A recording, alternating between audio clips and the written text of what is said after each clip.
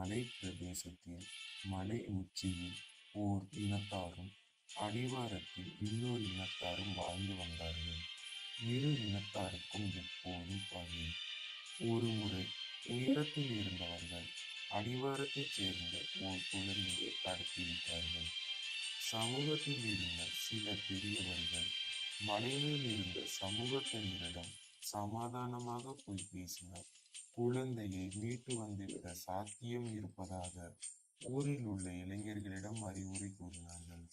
இளைஞர்கள் சிலர் உடனே முன்வந்தார்கள். அவர்கள் கடினமான வேலைகளை செய்து பழகியவர்கள். எந்த செயலை எடுத்தாலும் அதை விடாமுயற்சியுடன் முடிக்கும் மனப்போக்கை கொண்டவர்கள். ஊர் பெரியவர்களும் இந்த செயலை முடிக்க இவர்கள்தான் சிறந்தவர்கள் என்று அவர்களை வாழ்த்தி அனுப்பி வைத்தார்கள். இளைஞர்களும் ஆர்வத்துடன் கிளம்பினார்கள். அந்த மலையின் சில பகுதிகள் மிகவும் செங்குத்தானவை. அந்த இளைஞர்களால் அப்படி ஒரு பகுதியை ஏறி கடக்க முடியவில்லை.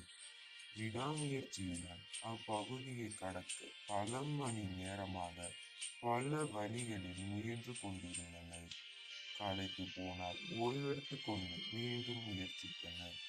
அப்போது தம் ஊரைச் சேர்ந்த ஒரு பெண் மேலிருந்து கடத்தப்பட்ட குழந்தையை தூக்கி கொண்டு கீழே இறங்கி வருவதை பார்த்தார்கள். அவள் அருகில் வந்தவுடன், நாங்கள் ஏற சிரமப்பட்ட மலையை நீ ஏறி சென்று விட்டாயே எப்படி என்று வியப்புடன் கேட்டார்கள். அவள் இடுப்பில் இருந்த குழந்தையை காட்டி, இது உங்கள் குழந்தை இல்லை, என் குழந்தை, அதுதான் வித்தியாசம் என்று பதில் சொன்னார். இதிலிருந்து உங்களுக்கு அம்மாவின் பாசம் இவ்வளவு பெரியது என்று புரிந்து கொண்டிருப்பீர்கள். தேங்க்யூ.